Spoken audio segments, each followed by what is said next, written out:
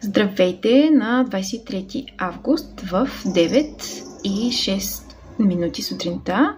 Очакваме новолунието в Дева, което ще бъде нещо като мини превю на така наречения сезон на затъмненията. На всеки 6 месеца имаме по едно лунно и по едно слънчево затъмнение в определени знаци от зодиака.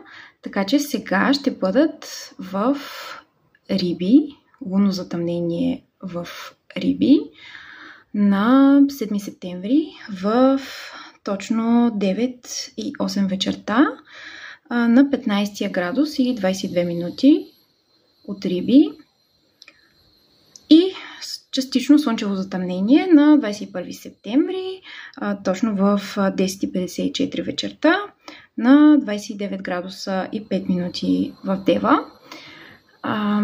Сега набързо ще ви кажа според асцендента ви какво може да очаквате в този сезон. Ще бъде свързано с затваряне на стара страница, отваряне на нова страница, т.е. голям край и голямо начало в определена сфера от живота на всеки човек. За асцендент Овен и Везни очаквайте край и ново начало по отношение на работа, фитнес, диета, психическо здраве и духовни практики.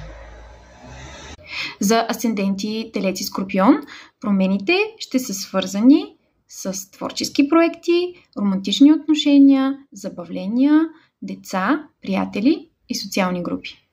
За асцендент Близнаци и Стрелец край и ново начало може да очаквате по отношение на дома, семейството, кариерата и репутацията. За Рак и Козирог ще се активират темите за братята и сестрите, роднините, пътуванията, образованието, религията и философията. За Лъв и Водолей финанси, споделени финанси, такси, смъртност и наследство. И за Дева и Риби физическо здраве, външен вид, партньорски и романтични отношения.